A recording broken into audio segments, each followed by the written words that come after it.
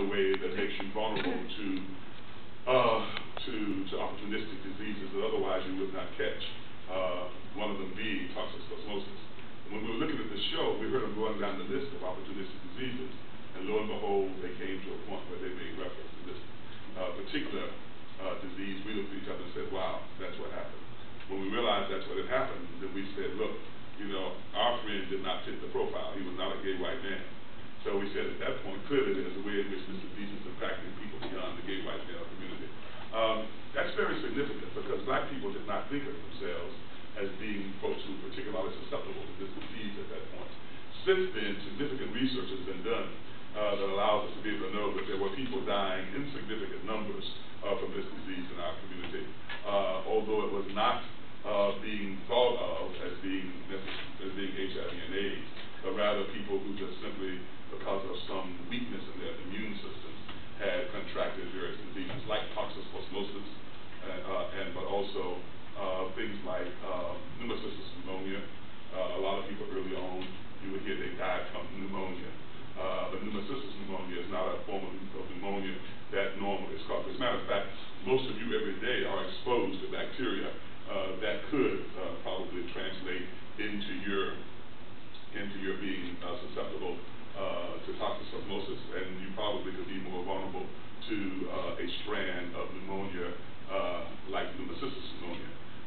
But the fact is, your immune system was stronger. Your immune system is one of the greatest gifts of creation in you, because there's no way you can begin to enumerate the things that you have avoided contracting as a disease in your life, either viral or bacterial, that would not have been the case if your immune systems were weak.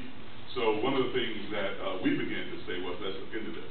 So at an early stage, our congregation began to do work around HIV and AIDS because it had come home to us. It's very interesting because most people who dealt with HIV in the early stages had altruistic reasons for doing it. You know what altruistic means?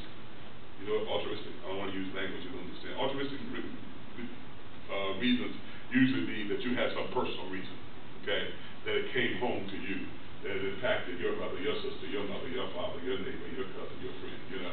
And at that point you say, hey, this is something we want to do something about. Well, that's the way it happened for us. So we began to educate in our community. When we first started educating people around HIV in our community, it was very interesting because most people thought that we were kind of crazy and definitely did not want to be identified with the way in which this disease was starting to manifest itself, mainly because of three things. There's a tremendous stigma that is associated with HIV/AIDS, and there are at least three factors for that stigma, okay? You probably know them. What are the three things that usually are associated with HIV? What? You're gay. All right, so homosexuality, okay, same gender-loving people, especially susceptible. What's another? Promiscuous. Drug use, especially injection drug use.